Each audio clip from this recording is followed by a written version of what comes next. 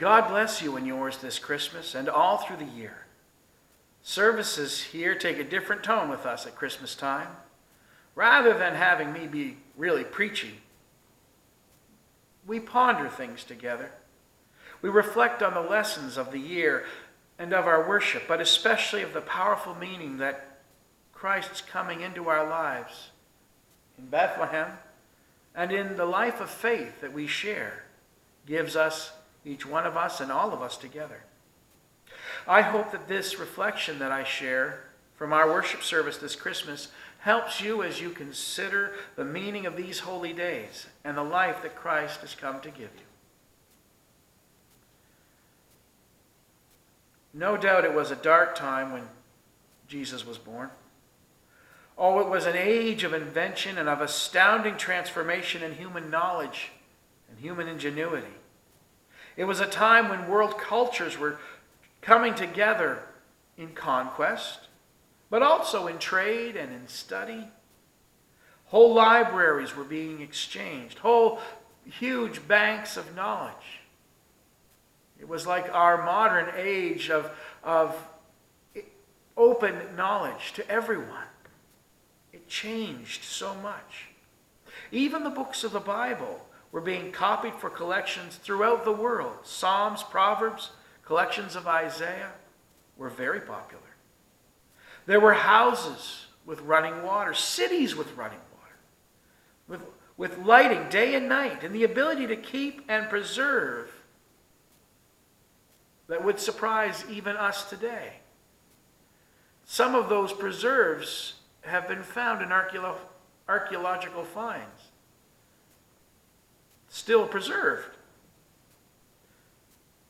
But the darkness was much less a darkness of knowledge, an awareness of the world and its people.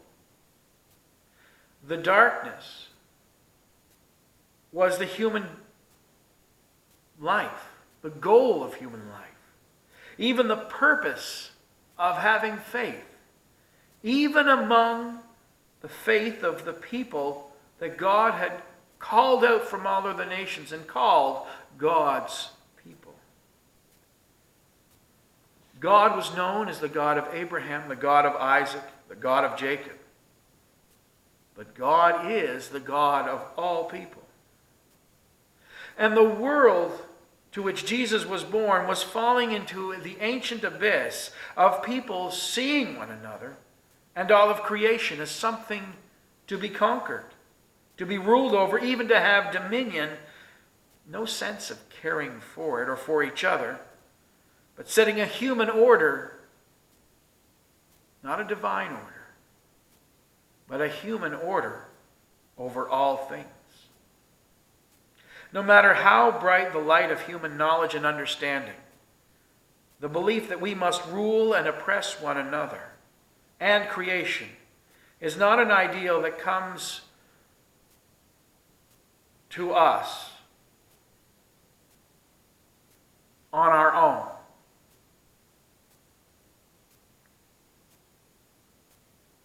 Check, back, fix, beep, beep.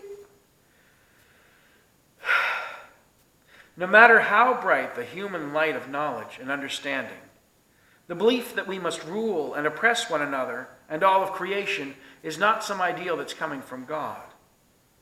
It's a deception, as vulgar as our grasp upon the knowledge of good and evil. What a mess we made of that.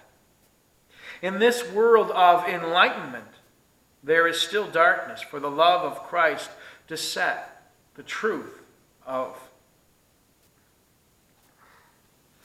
starting over. Okay.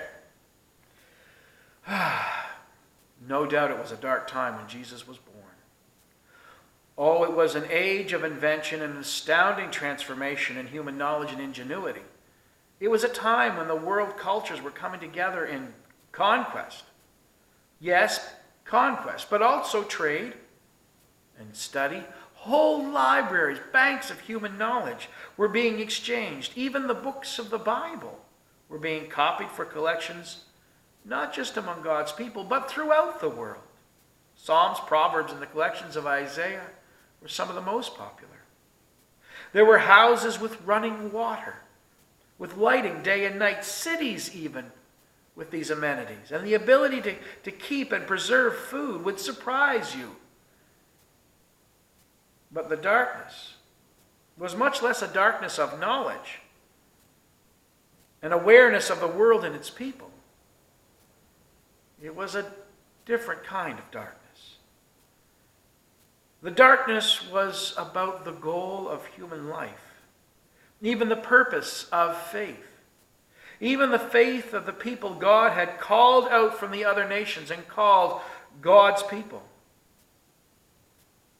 God, the God of Abraham, the God of Isaac, the God of Jacob, was truly the God, certainly, of all people, of all creation. In the world into which Jesus was born, even God's people, the ones who had been called out with Moses, who had been called back into a land of promises, were falling into the ancient dark abyss of seeing one another and of regarding creation as something to be controlled, regulated, conquered, ruled over, to have dominion over one another. Not a sense of caring for, but setting a human order over all things, giving a divine reason far too often.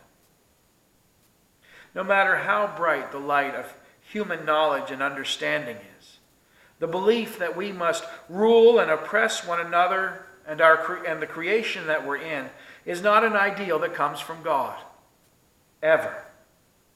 It is a deception as vulgar as our grasp upon the knowledge of good and evil. What a mess we made of that. In the world of enlightenment, there is still darkness for the love of Christ to set a new light of truth and guide our way. There are still those who feel the need to rule and to oppress. This is not necessarily just the world's tyrants.